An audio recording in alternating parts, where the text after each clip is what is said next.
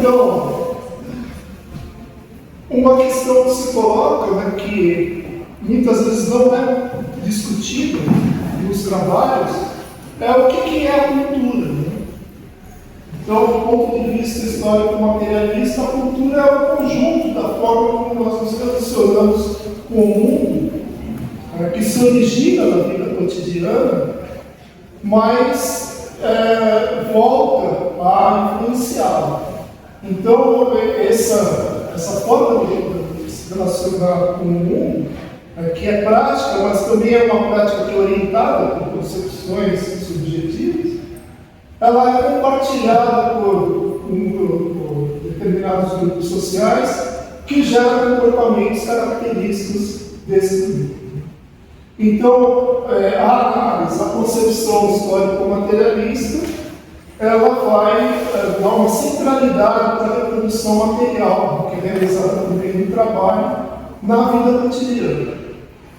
Então, considerando, do ponto de vista histórico-material, o trabalho como uma relação dos seres humanos com a natureza, que é sempre mediada por relações sociais e potencializada pela linguagem. Então, esse processo de trabalho ele implica numa posição teleológica, que você faz escolhas, e a partir disso são mobilizados processos causais, objetivos, independentes do sujeito, e depois o produto do trabalho ele é válido ou não, de acordo com a sua conformidade com esses processos. Então, a subjetividade ela surge, né, nas possibilidades colocadas por essa posição teleológica, que não é uma coisa que é determinada apenas pelas condições materiais, mas aonde o sujeito ele é ativo, né? Não é uma coisa mecânica. Né?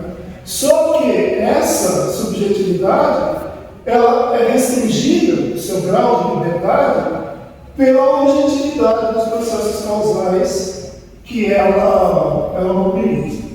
Então, o trabalho, né, é uma forma da praxis que vai gerar todas as outras, né, como a ciência, a arte e a religião. E é esse conjunto aqui, do trabalho, que forma, quando é compartilhado por determinado grupo, forma a cultura. Com a relação de cultura e conhecimento, que é muito importante, né? As relações interculturais, elas implicam uma troca de conhecimento. Porém, do ponto de vista da extensão rural, uma preocupação central é a de ampliar as possibilidades de reprodução material dos agricultores ou das populações com as quais ela trabalha. Então, essa materialidade ela é central no trabalho do extensionista. Né? E isso implica também uma centralidade desses conhecimentos objetivos relacionados aos processos de trabalho. Então, nesse processo de trabalho, o agricultor ele tem conhecimento, ele tem conhecimento objetivo da sua realidade, muitas vezes, né? Bom, se ele não tivesse, ele não sobreviveria. Né? Se o cara plantar em uma época diferente, de forma diferente, ele não corre. Né? Porém, a visão dele é pragmática. Né? Ele vai fazer aquilo que dá certo. Enquanto que a ciência é uma forma de praxis onde a objetividade do conhecimento é o objeto do trabalho.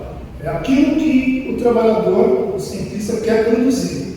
Então, é diferente do agricultor. E a ciência vai surgir no processo de divisão social do trabalho, né, que é característico das sociedades modernas, né, das sociedades contemporâneas.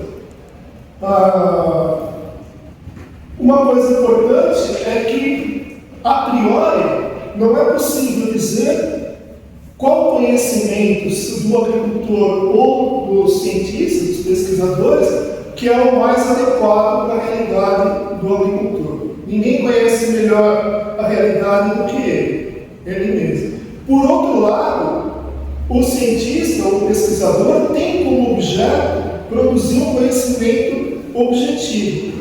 Então, não dá para hierarquizar a priori esse conhecimento. Porém, tem que manter claro que são conhecimentos gerados de maneiras diferentes e que têm um papel diferente na extensão rural. O que muitas vezes, nos estudos interculturais, aí, isso é não só negligenciado, como negado, né? Essas especificidades.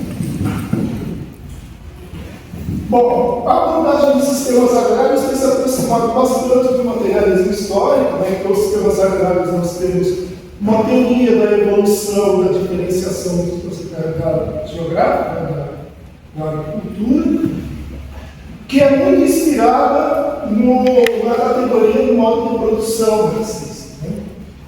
E nós temos também, dentro da teoria dos sistemas agrários, métodos de aplicação local dessa teoria, que usam muito, né, que parte muito da categoria de formação social. Né? Aqui se vê o que é essencial, aquilo que realmente distingue a diferenciação. E aqui é uma visão muito mais abrangente, né? Quando a gente vai para o local. Então, a ADCA é centrada nos processos de trabalho, né, onde a gente vai fazendo progressivamente uma aproximação da prática dos agricultores, partindo desde o zoneamento até chegar a uma análise técnica econômica, inclusive, mais recentemente, né, que tem sido introduzido nessa abordagem, uma análise objetiva das condições para uma transição agrícola. E a partir disso, então, o extensionista pode estabelecer estratégias de desenvolvimento local. E é interessante que a origem, né, dos sistemas agrários, ela foi a contestação da forma como, principalmente os serviços de desenvolvimento da França, se relacionavam com as suas colônias e ex-colônias. Então, o René Dumont, principalmente, ele fazia muita consultoria nos países, primeiro, os países que eram colônias, depois, quando eles se tornaram independentes, ele passou a fazer isso de maneira, sendo contratado pelos próprios países, né? Onde ele contestava a modernização, né? A proposta de desenvolvimento da agricultura por uma simples disseminação de insumos e equipamentos de origem industrial. Então, eles diziam que era preciso ver o que partir daquilo que os agricultores faziam. Embora, depois de Mazorena, sem deixar de reconhecer que a dinâmica da agricultura, em geral, ela é dominada por um processo social objetivo, que é a segunda revolução agrícola capitalista. E aí depois o aporte do Fournier foi sistematizar a análise diagnóstica dos sistemas agrários, né? Onde é possível, então, a gente fazer uma análise objetiva dos conhecimentos, né, dos agricultores sobre os seus sistemas de produção, considerando sua diversidade, sua herança cultural. Então, isso dá uma base objetiva para que a gente estabeleça relações interculturais, né? Mas aí eu digo diretamente relacionadas com atividades extensionistas, com essa preocupação de ampliar as possibilidades da reprodução social nos agricultores a partir de uma estratégia de desenvolvimento, né, que normalmente vai no sentido de evitar a marginalização e a exclusão de determinados agricultores. Então, isso permite uma consideração precisa e também considerando que a cultura não é uma coisa estática. Né? Ou seja, essa interlocução entre o técnico e o agricultor vai trazer mudanças para ambos. Então, o contato com o conhecimento científico pode trazer mudanças culturais, né, que podem ser benéficas para. Então, assim, a questão da preservação de uma cultura a qualquer custo está fora do âmbito do extensionismo. Então,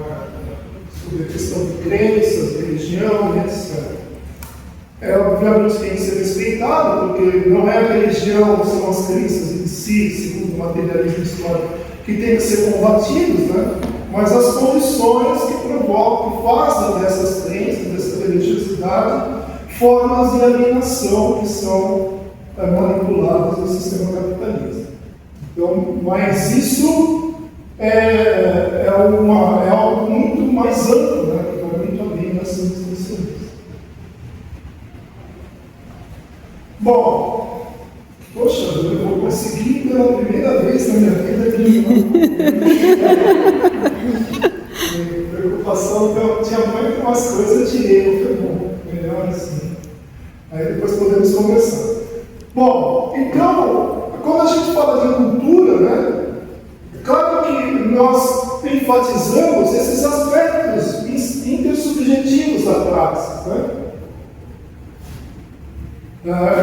E eles, como eu disse, eles devem ser respeitados e o extensionista ele não pode criticar isso com um traço de irracionalidade dos agricultores, etc.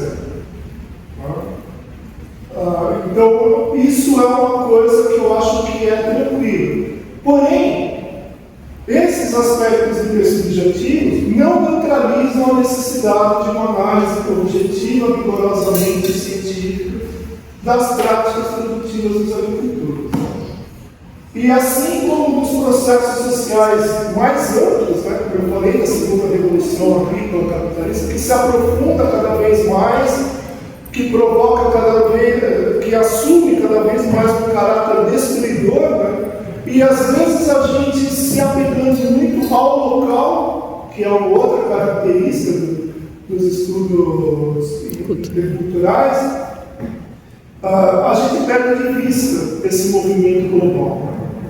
Então, isso também é importante. Então, ver esses processos sociais objetivos, tanto a nível local, né, como também no geral. E o importante, né, então, é essa centralidade das condições materiais de reprodução social dos agricultores. Isso aí, conta com interesse.